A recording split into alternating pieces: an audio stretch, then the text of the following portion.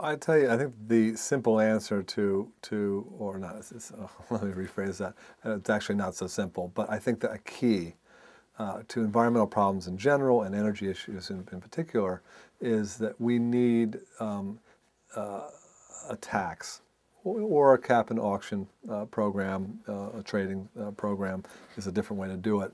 But I think you need to make it expensive to emit carbon and frankly emit other pollutants into the atmosphere and expensive to pollute our waterways and so on.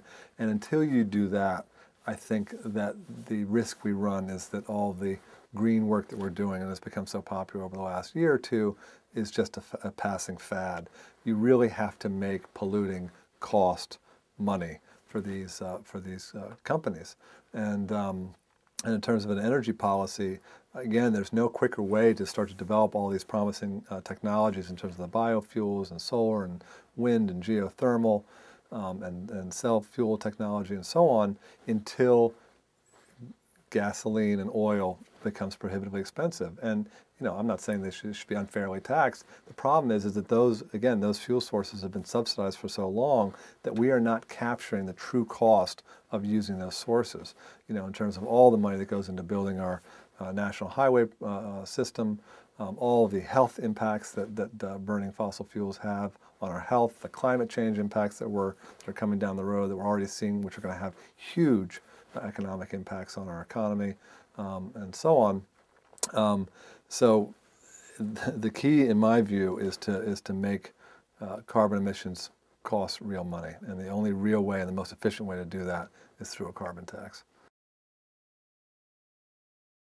Well, the truth is that the environmental movement, in my view, has been enormously successful in its modern incarnation. Meaning from the late '60s, early '70s, when we passed our modern environmental laws, till now. We've had huge gains there. We eliminated ozone, polluting chemicals, and we've done a lot.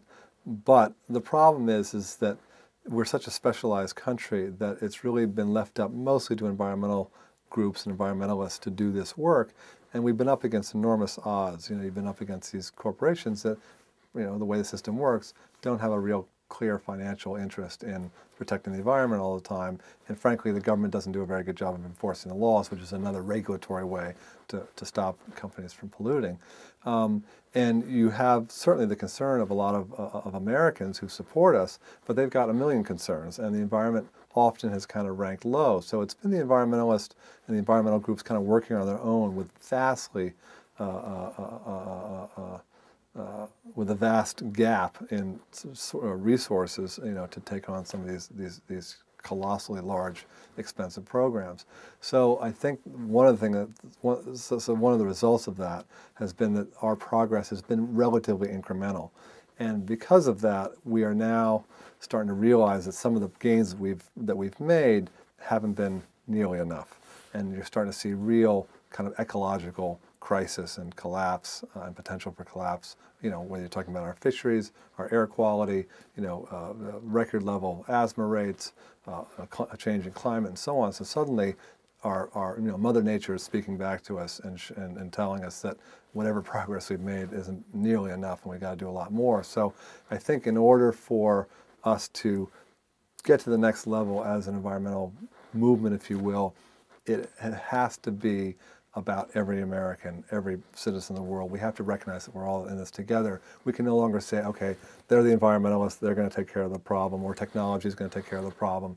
Everybody has to take a very hard look at the way that they're living and that we're living together and figure out how to minimize their impact on the planet. And it can no longer be just write your check and send it off to Riverkeeper or NRDC or one of these other groups. We've got to have everybody doing their part and really making those personal lifestyle changes and choices in order to minimize that impact. And the myth is, I think, that it's going to mean this radical sacrifice, and that we are going to have to go back to caveman days and living very frugally and uncomfortably and so on. I don't think that has to be the case at all. I think that we can live very, very comfortable lives without having such a big impact on our environment.